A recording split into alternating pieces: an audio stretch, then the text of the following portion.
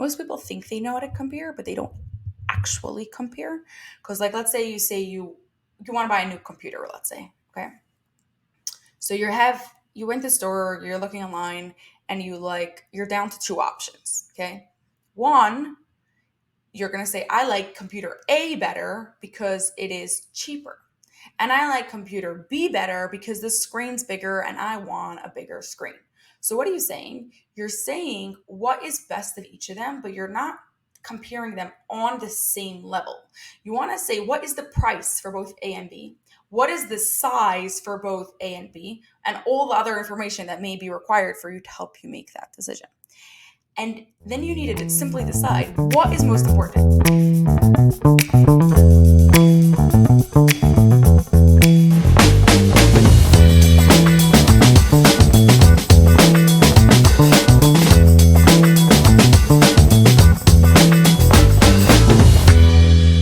Hello, guys, and welcome back to the ThinkerNick podcast. I'm your host, Nick Daniels, and I'm extremely excited for today's episode. And the reason why is because I haven't done a podcast in a while, and I have a very, very cool guest to get back into the swing of things.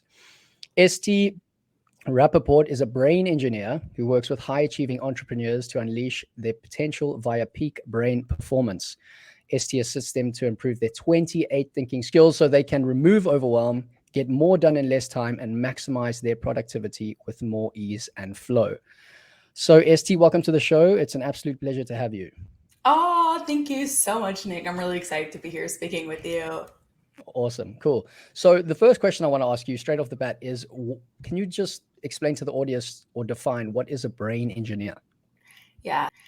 So you could also think of it as like a brain coach, but it's essentially like helping you improve how you think, right? So you have like neural pathways that are connected in one way, and we're just creating additional neural pathways so that way you could also think in additional ways. And that's essentially what I help you do.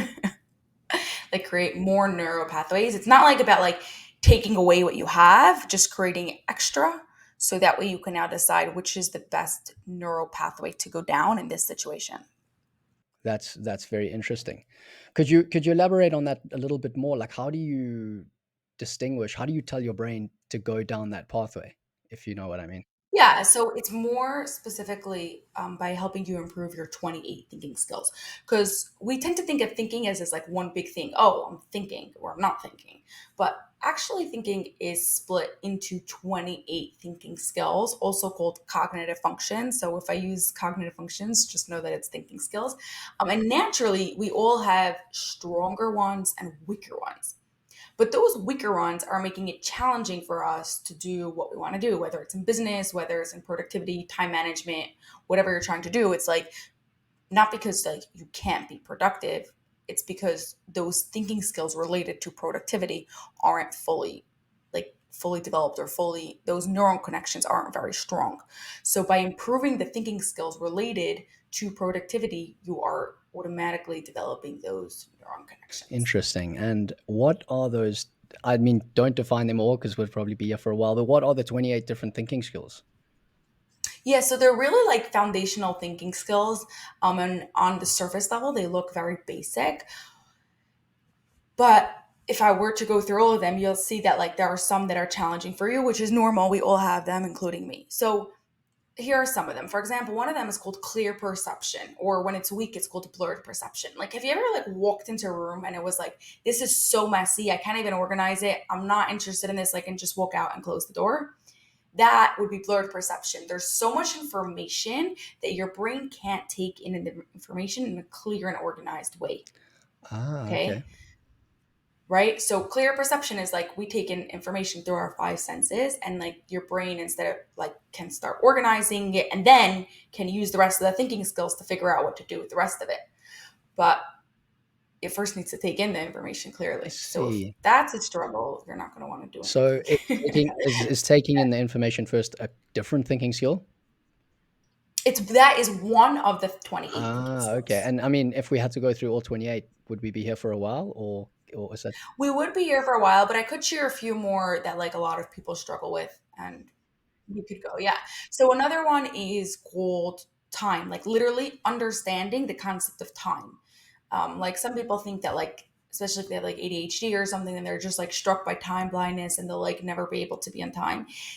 Understanding time is actually one of the 28 thinking skills. And by definition, a skill can be learned. So if you struggle with time, your brain simply hasn't learned like the concept of time, how long a minute is, how long an hour is, what comes first, what comes second, etc. As soon as it learns that skill, it's way easier to do time management and things like that. Um, Another cognitive function, another one of the thinking skills is called labeling. So that is giving things their right name, right? A lot of times people just say, put this there, right? Like, what's this? What's there? And they're not using correct labels. We need labels to organize information in our brain to communicate with other people. And if that's a struggle, also a lot of other things could be struggle. Like I could give you like a fun example for that one. I work with entrepreneurs and help them like improve their thinking skills so their business is easier. But when I started this years back, then I was working with children, and I had this 10-year-old who came to me who like parents were really worried about him because he could not remember anything. Okay, if you were to tell him a story, by the time you came up to the second sentence, he already forgot the first sentence. In like school every day they were like having to reteach him everything. He could like he just could not remember, and they were really worried that he like this really big memory problem, and how's he going to learn anything because every day he has to start over. So it comes to me, and like right away I see like literally in the first session that he's using a lot of like this that type of words, like needing to like show me everything with his hands or asking me for papers and like to draw the things, and he's like not using this cognitive function of labeling, of giving things the right labels. And pretty quickly I figured out that because this was so lacking in his life, everything you were telling him was going into this like big pot of mush. So if I'm telling him a story about a boy walking into a forest, he sees a picture of a boy walking into a forest, but it just gets dumped into the pot of all the information that he already knows. So if I ask him 2 minutes later, where did the boy walk? He doesn't have, his brain hasn't organized the information. He can't remember it, but more importantly, he can't even tell it back to me because he doesn't have a label of the forest because it's just in this big mush.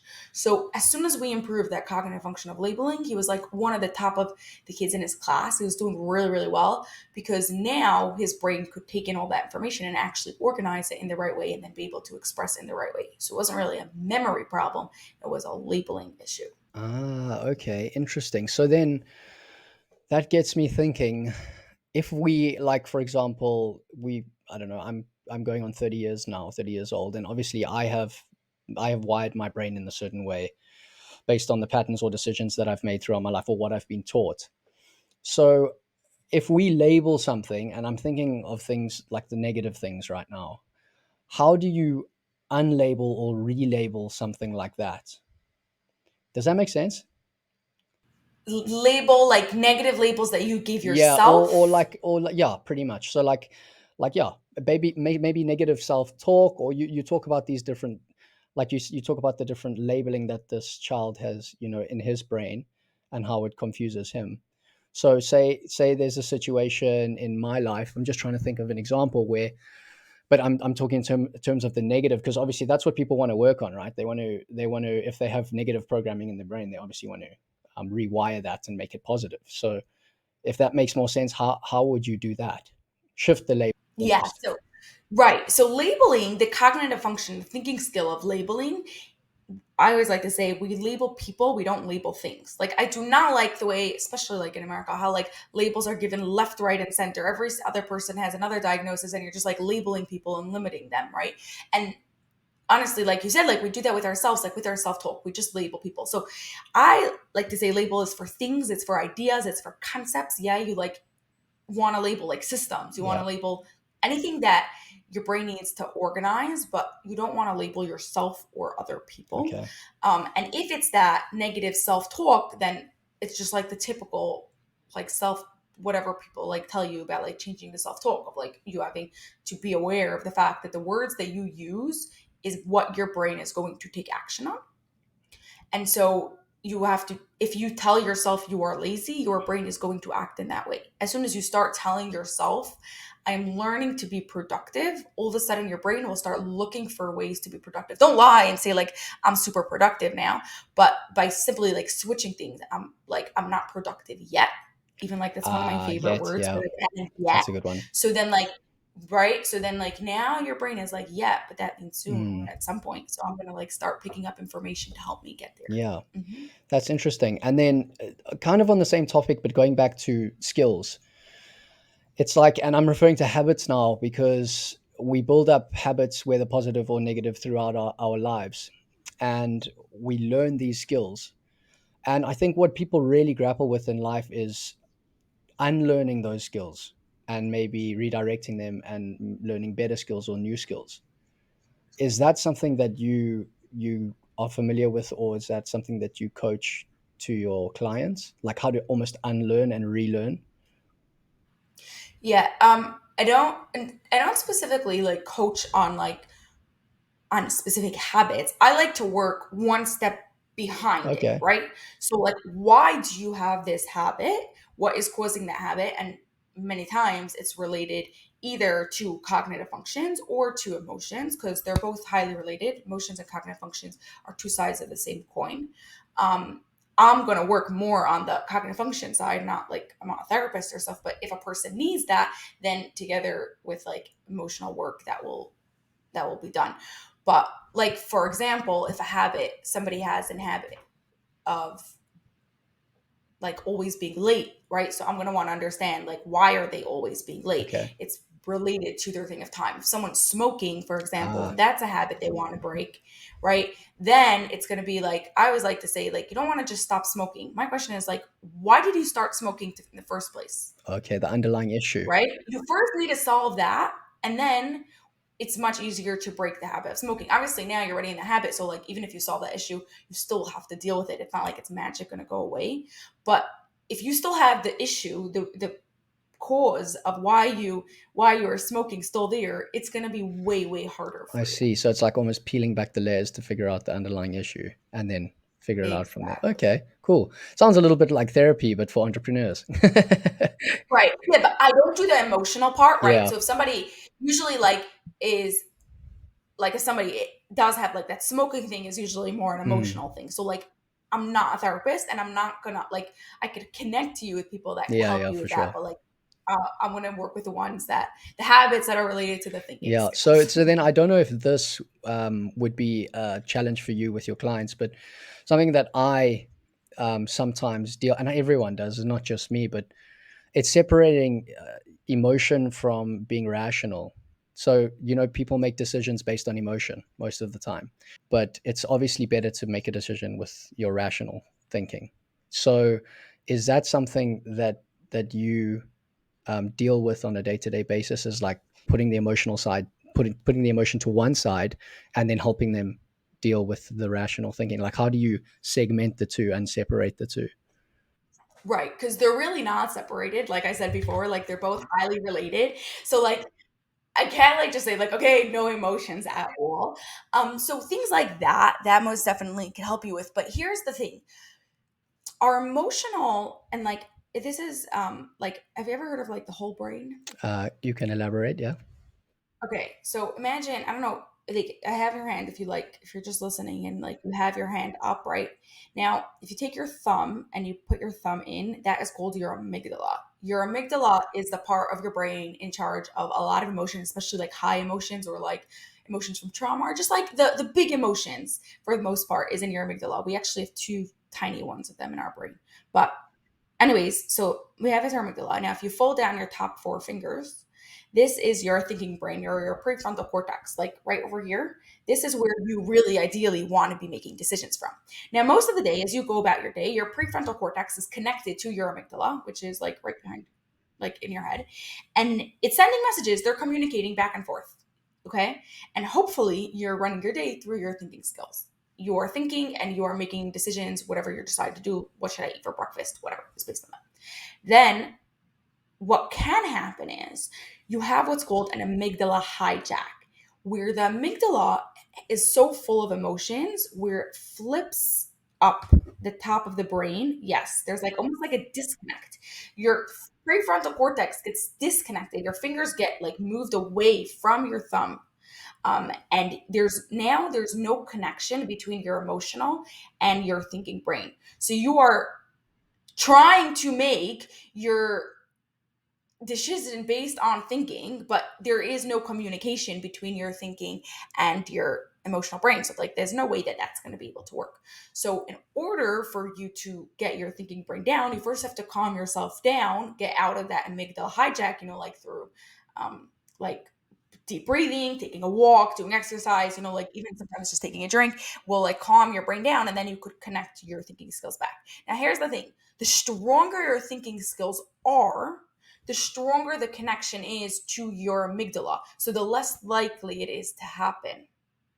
Okay. So going back to answer your question, if you were to come to me and tell me that you make a lot of decisions based on emotions and you want to make them more logically, I would help you improve those thinking skills so that way the connection to the amygdala is stronger and it's less likely for you to be able to make an emotional decision. Plus, there's a whole way of like one of the thinking skills, we could like discuss it if you want, is related to actually making decisions.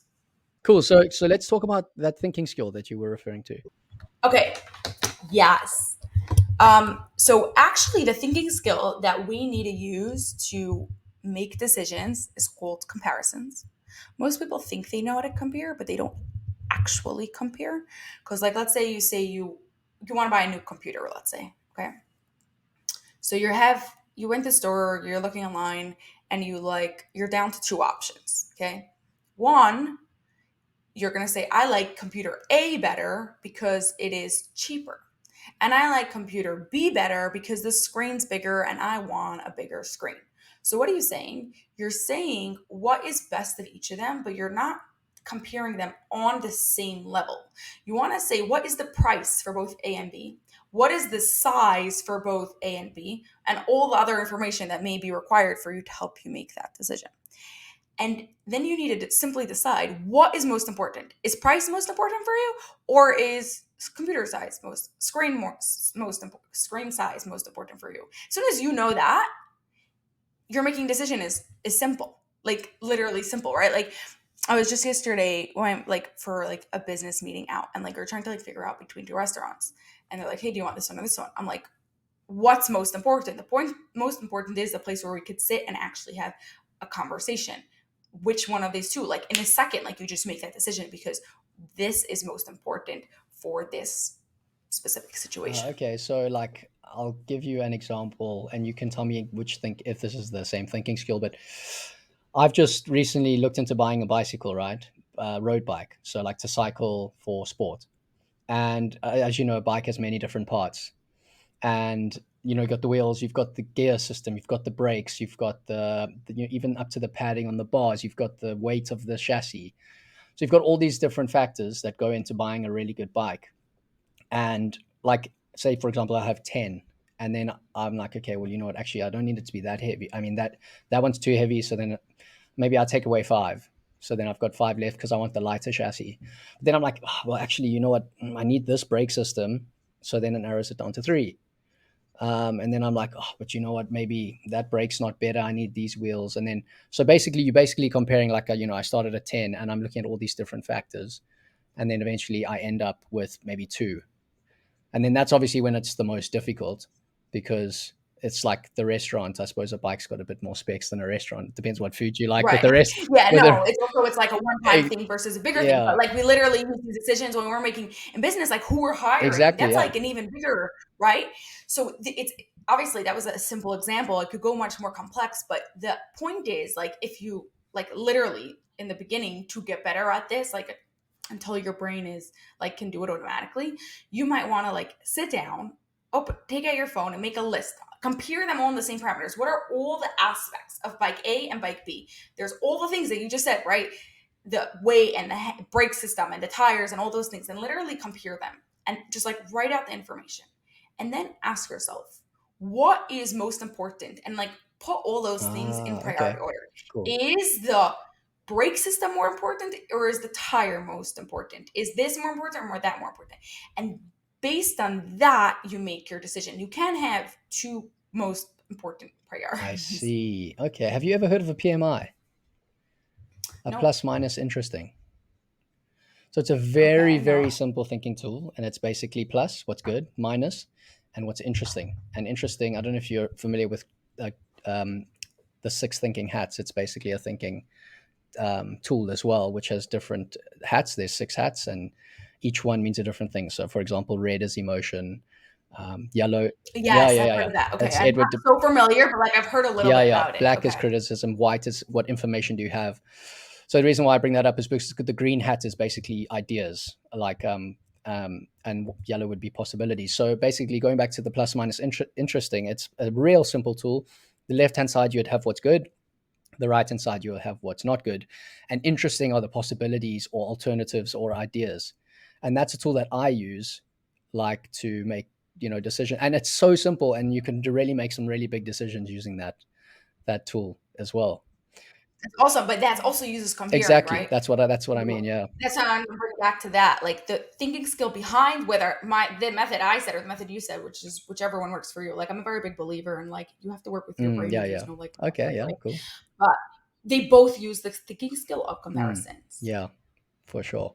So I mean, that's awesome information, and I hope the listeners take a lot from that. But just before we jumped on camera, and this is the question I've been wanting to ask you is, I asked you about your schedule, and you said that I do all of my meetings on a Monday and a Thursday, and I'm grappling at the moment with time management and just being productive. I feel like that's one of the biggest things that's stopping me from being so productive. I'm generally pretty good, but I'm not getting enough done, and I know I'm not getting enough done, and it's because I'm not prioritizing my tasks correctly.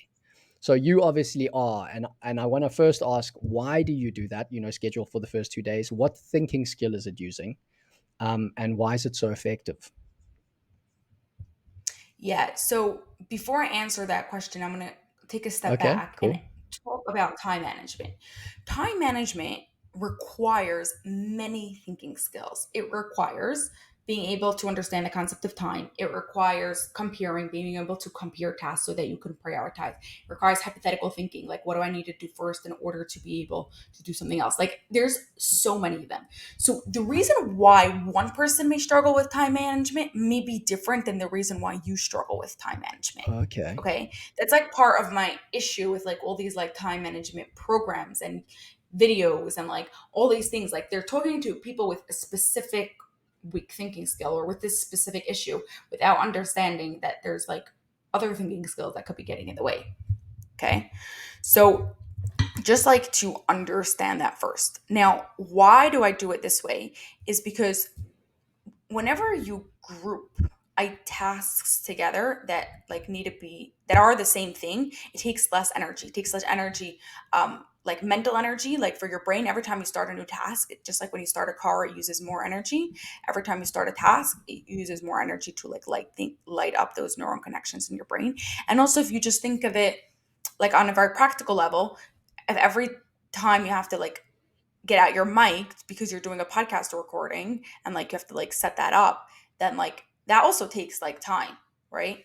Plus on a physiological level, different people get affected by this more, some people less, like me a little bit less, but like when they're, let's say, in the so-called like extroverted mode of like always talking, they need to like, it's better for them to stay in the always talking, and they struggle afterwards to afterwards like stay focused and work on themselves.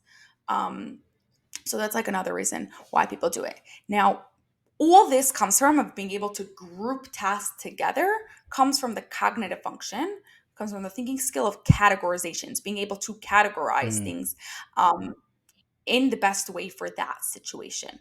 So usually when we categorize, there's no like one way for us to categorize. It's best for that situation. And honestly, that has been the cognitive function that I've struggled with for the longest time. And it's because of improving that cognitive function that I got like super passionate about the work that I do. Ah, that's awesome. I love what you said about, well, how you said that you believe that people need to use the tools or the thinking skills that work for them. So morning routines, like you're a morning person, it's in the morning for you right now. I'm a morning person as well. Some people are not morning people. What is the best way to get the brain firing or get these thinking skills, unlocked and ready to use on a day-to-day basis? Because I listen to a lot of, and I don't know if you can answer this, but I hope you'll have some insight here. I listen to a lot of podcasts like the Huberman Lab, and he's got all these like get up early, meditate, drink coffee after 1 hour, fast for however long, to get the cognitive function, as optimal as it can be. What are your thoughts on that? On the whole, getting the brain kickstarted. I think I'm not saying he's wrong, like what you said, but like I think there's there's so much of like this is what you should do. Mm, And I'm a bit like I said earlier, like I'm a big believer in like working with your brain mm-hmm. and also pushing your brain, right? Like some people say like just accept your brain. I'm like, yes, you want to work with your brain, but you don't want it to stay where it is forever. You want to be able to challenge it and go to new levels. So I find it like very hard to believe that like everybody needs the same thing. Some people, yes, their brain works better in the morning, and some people's brains work better at night. You want to figure out like what works best for you, and like work your day plan on your day accordingly. But to answer the question specifically on like what to get your cognitive functions like Yeah. fired up, it's more about strengthening them in general. Okay. Your cognitive functions work all the time, okay? Like as you're waking up, as you're going to sleep, like it's as you improve all of them become stronger. Like, but that's not to say like there are certain times of the day your brain is going to work better than others. However, I just want to put like this like big huge disclaimer out, okay? There's been like a lot of like talk at some point about like that like we have a certain amount of willpower, and as the day goes on like we lose our willpower, like our self-control, right? Like that's why so many people like they give in to their to like let's say they're on a diet or something, or they say they're not having any sugar today or whatever, and then like by towards the end of the day they give into Mm-hmm. that. And honestly, the real research that has like been done on it, and not just like that like oh your sugar levels go low, what it boils down to is what people believe. Like almost like we said in the beginning of like what you call yourself. If you believe that by the end of the day your willpower is going to go down, by the end of the day your willpower is going to go down. If you don't have that belief, if you never heard of it, if you never thought of it, if you like you have no issue. Your willpower works just the same at night as it does in the morning. Okay? It's the same thing with these like firing up these cognitive functions. If people believe that they need to meditate and they need to do a whole long morning routine in order to get into it, that is what they are going to need. So if you want to use that so that way it will help you be able to get in, you could use it. But no, it's like a crutch. It's not actually helping you fire up those thinking skills. As soon as you believe that my thinking skills work the minute that I wake up, your thinking skills work the minute that you Yeah, for sure. Okay. So it's interesting that you said, and I'm gonna just refer to discipline. It's interesting that you said what you believe. If you believe your willpower will not last. But if you look at discipline, right? The discipline muscle. Well, I call it a muscle because you have to train yourself to be disciplined. Like it, you have to constantly keep the promises to yourself and do what you say you're going to do. But it does start to wane. Like, well, this is, I can speak for myself and from other people that I've heard listening to podcasts, just my friend, just watching, observing other people. The discipline muscle, I'll speak for myself here, but I know this is other people as well. So for say, for example, 6 days of the week, I will train extremely hard. I will put in hours of work. I'll do really, really, really, really well. And then I'll get to Saturday nights, and maybe my friends are going out for a beer, or there's that you go past the ice cream store, or something like that, and you shouldn't do it. But eventually, the willpower and the discipline wanes because the whole week you've been so disciplined, you've done so well, and I feel like there's only so long you can do it for. I don't think you can be 100% perfect all the time, is what I'm trying to say. It's extremely difficult. Maybe you can. Maybe there's people who can, but it's extremely difficult. So if you're telling me that if I believe that I have the willpower not to do this, or if I believe that I have the discipline not to do this, like how do you train that thinking skill or that cognitive function of your brain basically to not cheat? to not do those little, those temptations and those little snacks and those little extra things? How do you train your brain to do, be better? Yeah. So there's two things there. First of all, like I said, we want to understand the deeper reason. So like, why is the actual reason of you want to go out for a beer or you want to get an ice cream, right? Like, is the deeper reason because like I'm not going to feel connected to my friends, like I'm not going to have a way to hang out with them. Like if that is deeper there, that is what your brain is like focusing on right now. And it's not focusing on willpower and discipline. That's first of all. Second of Nice. all, notice how when you were talking to me, you said like it is very hard to be 100% perfect all the time. Perfectionism. That is what your brain is currently thinking. If it's thinking it is very hard to be Ah, 100% perfect all the time, that's what it is. As soon as you change that story, it's easy, right? Like what's a food you really like? food. Food.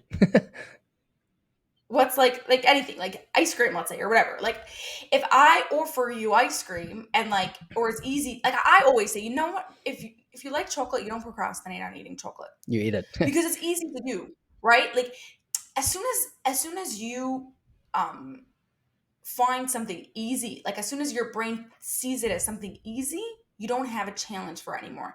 That's why they say like one of the ways to really like develop a habit is to make it a part of you. So let's say instead of saying I'm going running is I am a runner, because then someone who embodies the identification of a Mhm. runner is going to run even if it is pouring rain outside. Yep. Right? So that same sort of thing, going back to like that discipline, if you have like the habits of being that discipline, right? Like Jacko Willing is like a perfect Yeah. example of that. Like he is disciplined. Hmm. That is how he identifies. I don't think he like yeah, he'll say like different things, but he doesn't like to him discipline isn't hard in comparison to me and you because he has that. It's part of Yeah. him. It's his identity. Is That's what you were saying? Yeah. Exactly. So, sure. I want to backtrack before. Actually, no. Let's go into this first. It sounds like I love what you were saying there, but it sounds like limiting beliefs is the issue here. In what you were saying, like because I'm telling myself that I can't be perfect all the time, that's a limiting belief. Do you want to just talk on limiting beliefs a little bit? And Yeah, I have a bit of a different perspective on limiting beliefs than most people. okay, well, bring it on then. That's awesome. Yeah. Okay. So most people think that like limiting beliefs is like either things that like other people have told you in the past, like you're not good at this, or like stories that you've told yourself, whatever. Which can be true. I'm not saying it's not. Like sometimes these do create limiting beliefs, but I personally believe that a lot of limiting beliefs come from weak thinking skills that end up creating those limiting beliefs. I'll give you an example. Like I mentioned earlier, the thinking skill that was like most for me, that had the biggest improvement, like biggest change in my life, was this cognitive function of Mhm. categorizations. Categorizations, there was two parts to it. There's being able to like make things into groups, right? So saying a bunch of things and splitting it into like red, yellow, green, blue. And it's being able to take a bunch of random things and putting it into a group. So what is all this called? Okay. And that was the part that really I struggled with, taking a bunch of random abstract items and putting them into groups.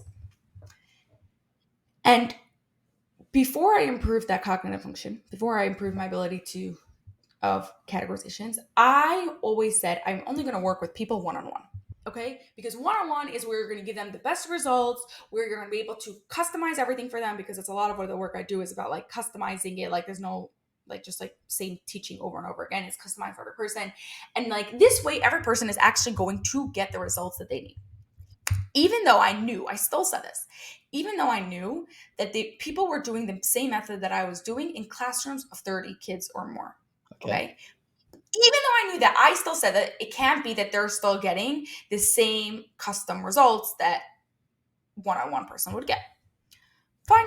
That was a limiting belief that I cannot work with one more than one person. I had like people literally tell me like that's a limiting belief. Hmm. After I improved this cognitive function of categorization, all of a sudden now my brain had the ability to think bigger. My brain now was able to not just think in the right now. My brain had the ability to think a year ahead, be able to have bigger business goals, be able to think, just look in the world and like on a bigger level. Because of this thinking skill, automatically, without anybody else teaching me, without having to go through any sort of like chanting of changing my limiting belief, without any of that, all of a sudden now my brain was able to like say, oh, like if I'm doing it in a group, all I need to do is XYZ, and everybody will still get 100% the customization that they need. Okay. So I didn't have that limiting belief anymore. So I'm not saying, like I said, none of them are from like things that people said, but I think a lot more than people realize Okay. is just from thinking Yeah. skills. Yeah. And I mean, that's 100% true. It all comes down to the thinking skills. If I backtrack a little bit and we go back to the discipline thing and me wanting ice cream, for example, or going out for a beer on a Saturday and not maintaining discipline for the 7 days, what is your perspective on rewards? Rewarding yourself for, or yeah, rewarding yourself for doing something good. Yeah, no, I do think that we need rewards. Like the brain likes rewards, and like if we read Atomic Habits, like he speaks about it a Mm, lot. It's an awesome book. is a very good Um, book. Yeah. yeah, one of my Yeah. favorites. But I think what's interesting about rewards, which what like doesn't get spoken about enough, is that a reward is whatever you define as a reward. A little kid, a reward is like a gold star sticker. They love that. Like you could literally give yourself a reward of like, I personally like love lettuce. Yeah. People think I'm crazy. But to me, like I love lettuce. Like if you're giving me fresh, crispy Yeah. lettuce, like I'm not saying I eat that as a reward, but like that can be a reward because I love it. Mm, So a reward doesn't have to be an ice cream or a beer. It can be. I have nothing against it. Like I'm not like here to like tell you not to have ice cream or beers. Like I love those too and I like have it. Like nothing wrong. But just know that like the reward is whatever you make the reward. So if you decide like that you want something to be a reward, even if before you thought it was crazy, your brain will like start like learning it as a reward. ah, that's very interesting. You know, ST, I'm really compelled about this, everything you've been saying, and especially how you were saying, until I learned the skill of categorization, until I learned this skill, until I learned that skill, and it's obviously like opened your brain up, and it's basically leveled up your thinking. So how do you push the brain? Because earlier you referred to pushing the brain in these areas, and you said that if the brain thinks it's easy, that's basically when you stop learning, or there's not much growth, right? So how do you push the brain? Is it through reading? Is it Yeah. through studying? Is there certain techniques and tools, strategies? How would you do it, or how do you do it in your profession? Okay. So pushing the brain pushing the brain in general is just about doing new and challenging things. Okay. That's it. And honestly, it is the best thing you could do for your brain to keep it young, to prevent like diseases like Alzheimer's and things like that, is do new and challenging things. But the way I do it is I'm not just challenging the brain to do new things and to learn a new skill like salsa dancing. I Ah, am okay. pushing the brain to improve the specific 28 cognitive functions. So when I work with clients, I'm we're pushing the brain to do specific exercises that target the specific thinking skills that they need to improve. Mm, okay. Cool. That's interesting. So it's basically, everyone normally thinks of, you need to read, you need to study, you need to gain more knowledge, but you can also push the brain, sorry, in achieving goals such as fitness goals. You know, like say you want to be a runner and a 10K sparks Yes, you. but here's the thing, it has to be something new. So Ah, if okay. you are doing the same thing that's I mean it's good for your brain, but it's not pushing it to that new level. That's not creating that new neuron connections. Ah, If you try a new type of workout or you do like something, yeah, like something different, then like it, it might do that. okay. Can we dive into that a little bit more? So, what about, because I want to sign up for a half Ironman this year, and it's a big challenge. Cool, Yeah, it's a yes. very big challenge. And those three disciplines, swimming, running, and cycling, I already do. So are you telling me that if I go from running 10Ks to running 21Ks, if I go from cycling 40Ks to cycling 90, if I go from swimming 1 to swimming 1.9, that is not going to push my brain. That's rather going to push my physical peak performance. Is that what you're saying? I'm not saying it's not going to push your brain at all. but it's not like the ideal sense of pushing your brain. Okay. It will push your brain in the sense of like showing your brains the ability that you could do Yeah. challenging Okay. things, because it is a challenge, right? So it's pushing your brain in a different sort of way, but it's not pushing your brain in the way of making those new neuron Okay. connections I gotcha. that we want, like so called, to keep your brain young Cool. and like, So then yeah. I have another question. In the gym, there are many different types of things you can do. You can lift weights, you can do a hit workout, you can do a sprints on the treadmill, you can do an assault bike. I'm not sure if you're familiar with that. It's like a hands and legs at the same time. Yep. Like these are all different elements of training that I've learned in the last however long I've been training. Now, if I go to the gym and mix these up and do these different exercises, say for the first time or second time, although it's still going to the gym and it's hit training and there might be a few of the same exercises, but a few new ones, is that pushing your brain? So the new ones Okay. will, But if you mix it with the because like old, you have to like figure out the machine a little bit, and like you're not super comfortable, and right, like that's where like that new neuron connections is okay, from. cool. And then the last thing is like if I have that workout and I change four of the exercises to new exercises. So You now, change what? yes, so I have eight exercises in my workout. I change four of them. Okay. So now they are new exercises. So yes, that'll push the brain. But what about connecting? Because it'll be a completely different workout when you do all eight together than when you did last week. So I understand that the new ones will push your brain, but what about the connection between the new ones and the old ones? Does that push your brain? A little bit, like it will, because like you're going out of routine of pattern, so your brain Okay. like has to think a little bit more, right? Like as soon as we're in routine and like we don't have to think, then we're not as much pushing the brain. Which, by the way, like I'm all for routines, like, and I think that we should minimize like the things that we do often and often, like make them simpler so we could stretch our brains in other ways, because there's no point in like wasting all our mental energy and like they're like that, right? Like on the stupid things when we could like do it on more. So like it's good, like that part will stretch your Hmm. brain a little bit, but it's not enough that it's worth it for you to say like, oh, I'm doing this and I'm stretching my brain. Okay, right. Yeah, they might sound like simple questions, but it's really interesting because the reason why I was asking is because it's almost like you can make little tweaks here and there and really push your brain. That's what I was trying to figure out, but it's actually better. Yeah, so usually like it's best not, I'm not saying like not to make little tweaks, because like sometimes like that's the best way to do Yeah. it at that time, but like if you really want to focus on pushing your brain, go out and do something completely new and Okay. completely challenging. Cool. And you know what? It could be something in your business, right? Like if you decide like, oh, I'm going to start a new marketing tactic, and you have to go and like tackle, how am I going to do this marketing tactic? You're doing that, pushing your brain. Okay. Cool. Nice.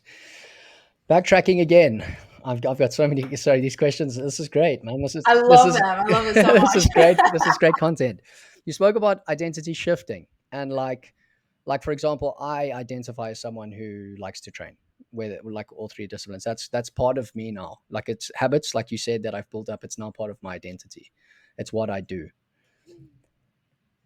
A lot of stuff I've seen online in the personal development space, they refer to shifting your identity.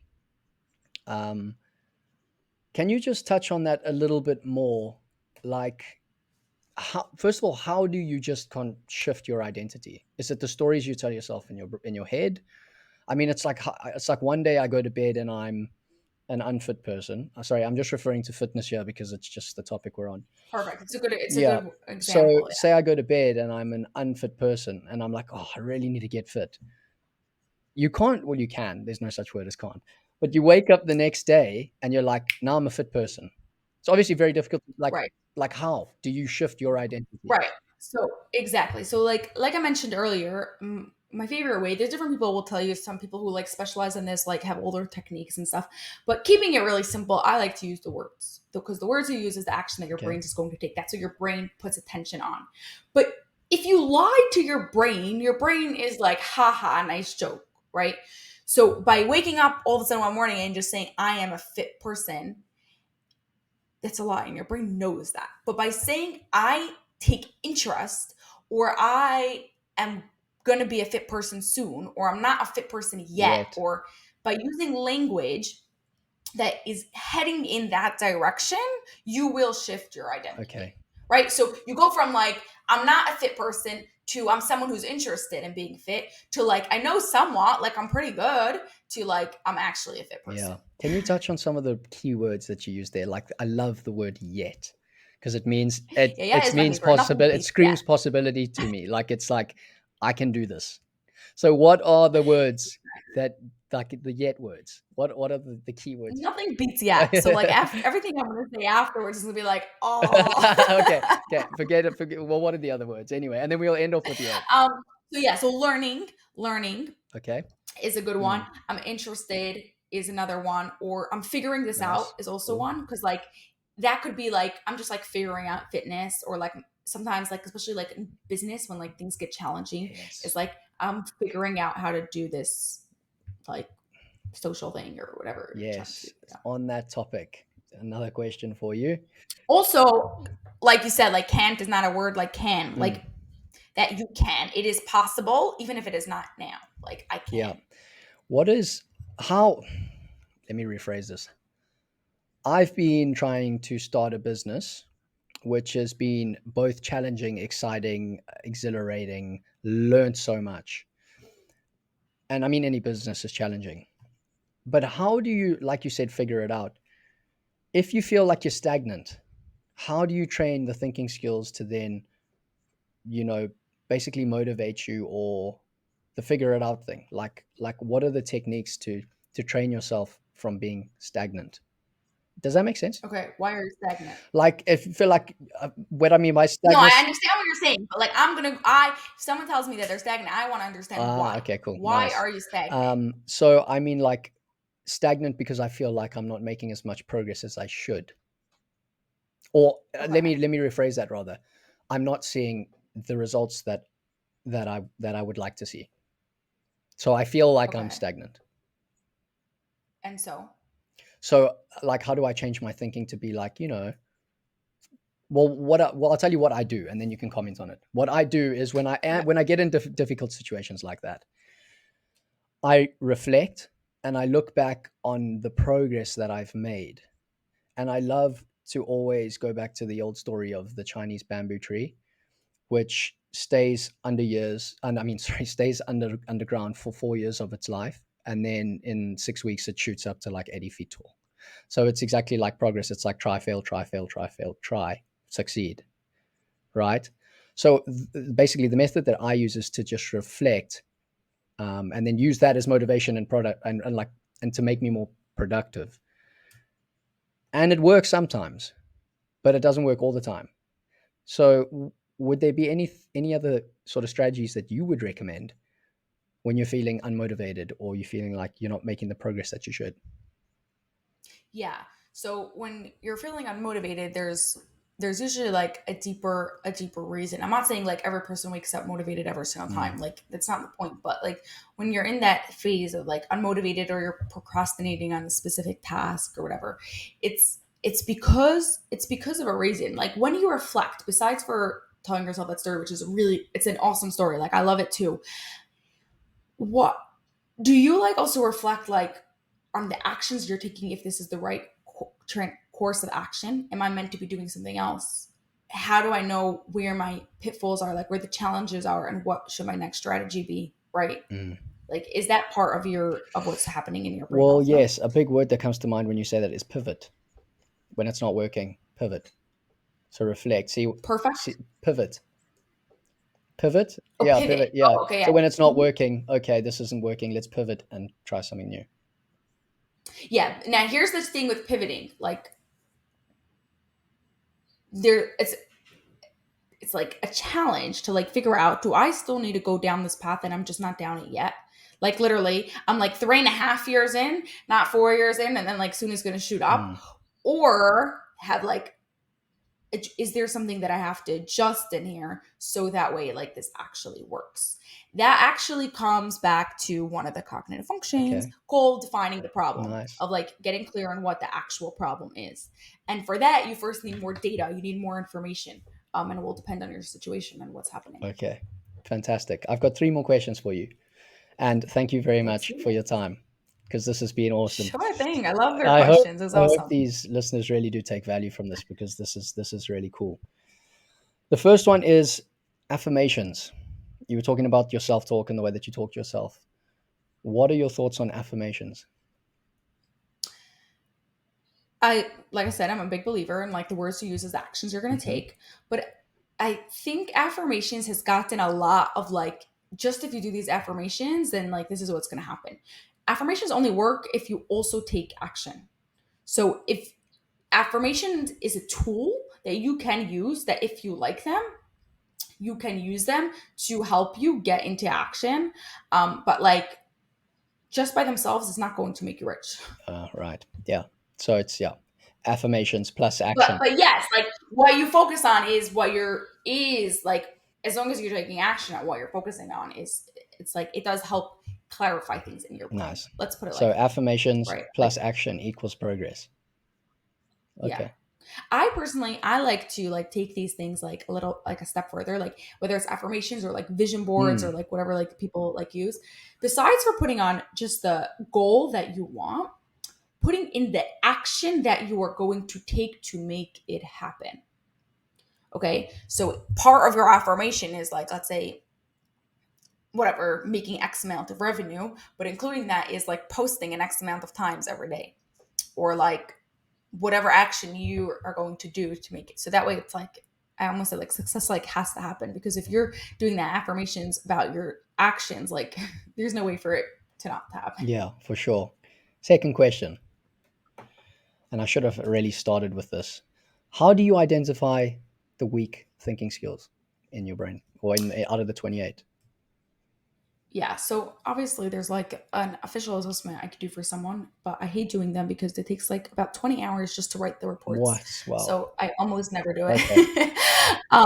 But I do have like a quick assessment, like anyone could take. It gives you a very good baseline. I'm gonna tell you, like it's not like 100% accurate, right? Hmm. Like it's not a 20-hour report, but it gives you a very good baseline on where your cognitive functions are. You could take it at lifepixuniversity.com/brain. So it's lifepix, university.com/brain. And it basically just explains, like, it shows what it looks like when the cognitive functions are weak and what they look like when they're strong. Hmm. And then you just like mark yourself on a scale from 1 to 5 because you could always improve all of them. Like, that's like a big thing. There's no such a thing as like having it perfect because it could always get better. Mm, that's interesting. I've done a personality test before, and it's got like, I forget all the different factors, but I would imagine it's something similar. And I'm definitely going to jump on board that. Yeah, it's something similar, but it's also slightly different because like it's not like you do have this thing and you don't have this thing. It's like a Mm, range. It's like this one is stronger and this one is yeah. weaker. You all have all of Does it them. provide solutions to improve the weak areas? No, so on the actual assessment, it doesn't provide you solutions, but it provides you like guidance of where to go next. So that would be like where I have additional resources to help you improve those cognitive functions because depending on what your cognitive functions are is what type of actions you're going to need to take. Your weak cognitive functions is different than mine, so we need to take different Yeah. actions. And advice to people who would like to improve their thinking skills. What would you say? Yeah, I would say first start by taking that assessment because it's going to give you like a certain awareness of yourself, like as you go about your day. But if you're not working on a specific cognitive function that you want to improve in, just go do new challenging things. Like you just need to go and do that. Really, really, Okay. really. I can't stress it enough. I like that. I really do like that. And that resonates with me a lot because that's something that I've been in the last 6 months. It's like, I have to challenge myself, and that's great. It's great to hear that I'm doing something right. All right, ST, the last question that I have for you today, that was more than three, sorry. But the last one that I have for you today is, why do you do what you do? Why do I do what I do? Yeah. Okay. So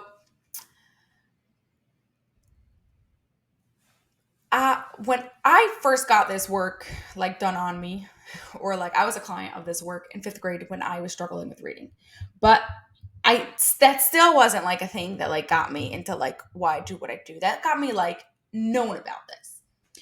But what happened was I knew I wanted to get trained in it when I was in 5th grade, and I saw how much it helped me, and I was like, I want to know more about this. So 17, I started getting training in it, and it was more like just like to have the knowledge versus to actually work in. What happened was during this process of training, which is a couple of years worth of training, then I took a Tony Robbins course. It's called the RPM method, rapid planning method. And he spoke a lot about being able to plan based on your motivations instead of your to-do list. Like we think like, oh, we need to check emails, we need to like do these things. But he's like, think about like your bigger picture. Think about what your actual motivations are. Think about what you want to do in 6 months, a year, 2 years. And based on that, plan what you should be doing today. And I thought that was pretty cool. That is very, very And I tried cool. to do it. And I was able to do only part of it because I could like think of what my motivations were, but I couldn't really think about a year ahead. I, at that time, considered myself to be someone very productive because I would get a lot of things done now. Like if I wasn't remember to do an errand, like I would go out now. And I had a task to do, I would go now. An email came in, I would respond now. So I never procrastinated, or almost never, but like everything happened right now. Now the problem with that was not being very productive because if I had 3 errands to do in that day, and each time I remembered them 3 separate times, I would go out of the house 3 separate times and do those 3 separate errands instead of going out once and doing all those errands. Or I would be answering emails as they're coming in instead of having once where I could just sit down and answer all the emails that are coming through. But I didn't know that at the time, and I thought I was just being productive. So a few months later, I went to take another training in the work that I do that worked specifically on this cognitive function of categorizations. And during that time, when I went for this training of cognitive functions and I improved that cognitive function, all of a sudden everything clicked, right? That's when all of a sudden now I was able to do, like I said, think and working bigger, not just one-on-one, thinking one-on-one, was able to do Tony Robbins' program without even listening to it again. All of a sudden now, like I knew like how this all works. Like I could just think a year ahead and like this could work. And I literally saved like probably like 10 or 20 hours every single week by simply just readjusting the order and how I do things. And like it literally changed my life. So it was like at that point that like I knew there's so many people who actually use this method. It's called the Feuerstein method around the world. Sorry, can you Like repeat 40 that? Can you countries. repeat that? It's called Yeah, the. Feuerstein method. It's the Feuerstein method. Professor Ruben Feuerstein was the one that identified these 20 cognitive functions, and he created specific exercises to improve these cognitive functions, and those are the exercises that I use to help clients improve their thinking skills. Um, and it's like done all over the world, but it's mostly done with children or people with like learning disabilities like me. Like when I was a kid and I was a kid and I struggled with reading, like I was a common person who would get this. People with special needs would get this. People with elderly, because it like could slow down Alzheimer's and dementia and things like that. But there was no one in the world who was like specializing. I'm not saying nobody did it with other people, but nobody like specialized in really just like high achieving people who like are functioning really well, who running businesses, like they're like people like actual like they're doing great stuff in this world, but they still have these like weak thinking skills that are making things challenging for them. And like at that time, like I knew like I needed to do it. So Okay, yeah, fantastic. that's why I did it. So I need to do this because who you were with regards to getting things done on the to-do list, I call that in business sense operations. I'm really good at that, but I'm exactly like you, which is why I was referring earlier that I'm grappling with not being as productive as I should. I struggle. I'll set the goal on a day-to-day basis. I'll do the to-do list. I'll whack it out. I'm really good at that. But I will set the goal, but I lose sight of the goal. And you were talking about if you reschedule your tasks and you don't lose sight of where you want to be in a year's time, that's how you become more productive. How is the question that I have. If you could briefly just sum it up, how do you not lose sight of where you want to be in 1 year and shift from getting stuff done on a day-to-day basis, being somewhat productive, not procrastinating, but not being fully optimally productive? Yeah, it's such a big question, and like I could like to, I'll give you like a short answer, Okay. but it's not the real answer because the real answer honestly is to improve the cognitive functions related to it. Mm-hmm. And like to actually do exercises that will help you rewire the brain so it's not a challenge for you. It will be easy. But like to give you like an instant answer, so like you could get some instant like results, and like I'm not just like trying to like sell you fluff, like actually like tell you. One of my favorite like exercises to do is from Dean Graziosi, like about for goals, is his why 7 levels deep or something like that. I forgot the exact title of it. It's basically where you ask yourself, why am I doing this goal? Whatever your goal is, half Ironman, what's my goal? Whatever your answer is, ask yourself why in front of that answer. Whatever that answer is, ask yourself why again, 7 times. By the time you get to answer number 7, you are in a very emotional state. You're not like just thinking, oh, logically, because like, oh, I want to make more money, or oh, because I want to be fitter. You're like actually getting to a deep emotional thing. When you can tap into that deep emotional reason, it will be much easier for you to be able to do it. Right. Cool. But like I said, that like every time you still have to remind yourself, it's a bit like every time you still have to go back to that bamboo story, because like it's just, I don't like to call it a band-aid, but like it's like just go, it's not actually solving the problem. It's just like giving you a little boost. It's like a boost, like a little boost, instead of like actually understanding why you're struggling with that. And for that, you need to improve your cognitive functions. Wow. It's like peeling back the layers again, right? Yeah. ST, you have been amazing today. Thank you so much for your time. It was an absolute honor to share the podcast with you, and I hope this is not the last one that we do. So a deeply heartfelt thank you for coming on the show, and I really do hope the listeners enjoyed this as much as I did. Thank you so much, Nick. This was awesome. Yes, we do have to do another one. Fantastic. That sounds good. Well, again, thank you for getting up early in the morning, and we'll see you again in the future. Bye. For more news and content about ThinkerNick, go to www.thinkernick.com or visit our Facebook or Instagram pages @ThinkerNick.